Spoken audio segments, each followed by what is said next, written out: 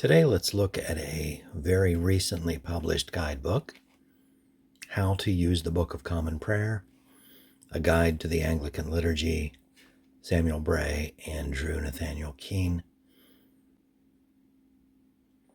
This book was published just earlier this year, and it is from Intervarsity Press, and the authors' names would be familiar to you if you have or use the international edition of the Book of Common Prayer 1662, also by Intervarsity Press. And their names appear in here as well. Sorry, I'm having trouble seeing through my camera screen. And this book is a guidebook for the Book of Common Prayer in general, but more specifically for this international edition of the 1662 prayer book. It would be useful to have, spoiler alert, jumping right to the end, recommended if you use the prayer book in any of its iterations, but particularly useful if you are using the international edition. So keep that in mind. There are page numbers cited. It's keyed to the page numbers in this prayer book here. So useful for those of us who have and use this particular prayer book. This, as I said, Intervarsity Press. Let me get the ISBN on screen there. Published maybe a month or two ago. Looks like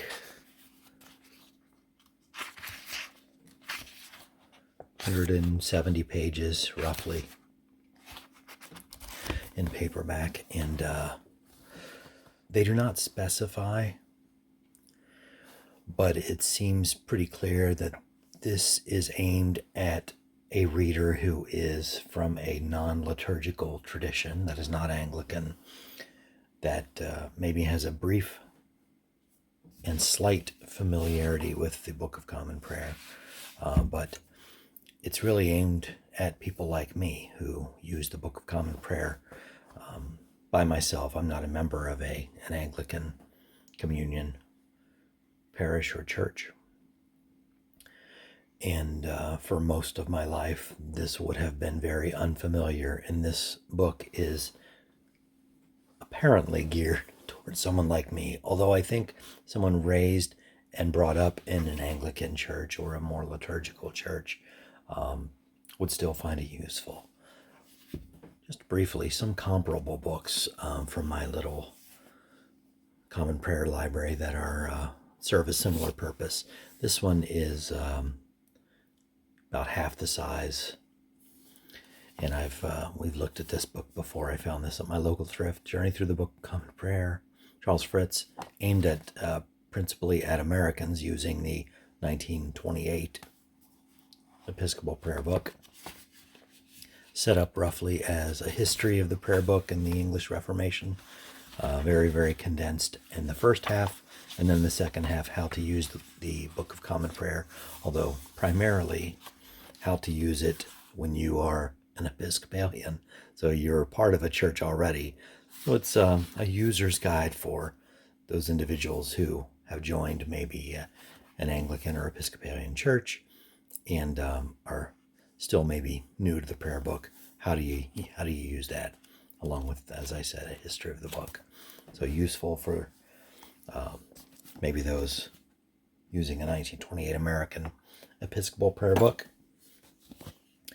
Story of the prayer book. This one, again, set up with a history of the prayer book and focuses much of its attention on differences between prayer books along the prayer book continuum, starting in 1549. And I would say, and y'all can make fun of me, all of you that know Bernie Johnstone,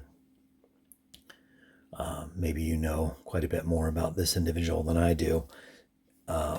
From what I would gather, more of a Anglo-Catholic, shows a distinct preference toward the 1549 prayer book before all of the Protestant developments hadn't reached fruition. So, but it goes sometimes maybe getting a little lost in the weeds from my point of view in terms of detailed differences between the prayer book's developments from 1549 to 1552 and then 1559 and etc. up to 1662. It also has a chapter at the end not written by Johnstone, but for we Americans, appended to the end here. So a brief history and description of the American prayer book in a few pages. So interesting book, especially if you are most curious about how the prayer book developed, in what changes were made to the prayer book from its inception 1549 up to I guess this would have included the 1949, so would have included the 1928. Sorry, I'm having trouble remembering where it stopped. And then the last one, again, broken in half roughly with a history of the prayer book. Sorry, this is Percy Dearmer's Story of the Prayer Book. First half, a more detailed history of the prayer book and the English Reformation, and the second half, descriptive of the various services in the prayer book. Goes into a little more detail, and this one, I believe, also includes up to the 1928 American prayer book. I think this is a 1933 copyright date. Okay, so sorry for that long tangent. How to use the Book of Common Prayer. Of all those books that I just showed, if you include this one in the bunch, I think this is the pick of the litter for me personally. Again, because it seems to be aimed at someone like me, not familiar with a liturgical tradition. You know, I've been using the Book of Common Prayer for several years, but I am still very much a student, a beginner, a novice at the prayer book. And having a book like this, not dumbed down, but written to someone unfamiliar, I rather wish I had access to this when I was first discovering the prayer book, because I think it would be extremely helpful to me as I maneuvered, because any book can tell you how to use the prayer book, and I mean that's the title of it, but much of the book is concerned with why to use a liturgical type of worship or why to use the prayer book. And that's, if you don't have the why, it's hard to get to the how, because of why are we bothering? And I think the authors here have done a tremendous job in giving a rationale for all the parts of the office. They break it down in the simplest of terms and walk through the prayer book, each chapter kind of taking you a little further into the prayer book. There is a brief history, so if you're a history buff and want to know the deep history of the prayer book, perhaps one of these others might fit the bill a little better for you. But if you need to know enough about the history of the prayer book so that you know what you've got in your hands, that covers it pretty well here. So we start with morning and evening prayer, breaking it down into its component parts, explaining why they exist, how they came about, what they mean, and why a Christian should bother about them.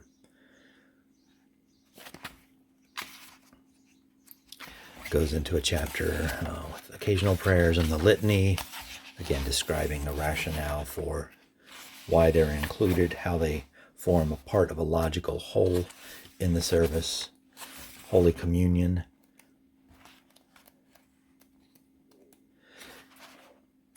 and they go to lengths to make sure it's understood. The morning and evening prayer and the litany, the early parts of that prayer book, can be used by anyone on their own, or in a church. But things such as Holy Communion, baptism, obviously you need more than one person for. Rationale for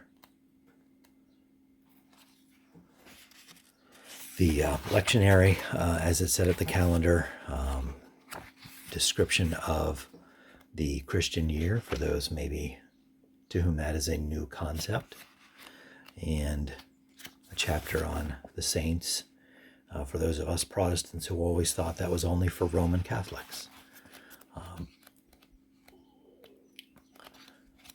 Again, not a dumbed down explanation of the prayer book, but a very easy to understand guide that leads off with a bit of history, explains why liturgy exists, why it is important, what function it performs, and why you may want to include something like this in your Christian life, your devotional and spiritual development. Again, extremely helpful if you have the 1662 prayer book, and especially the International Edition, but this would be, as a general guide, would be useful for those with any sort of prayer book. I give it 2 thumbs up. You can find interviews with the authors online, and they explain way better than I can here in a few minutes why you ought to have this book, but especially this book. Go out and get yourself a copy. Thanks for watching. Hope to see you here again next time.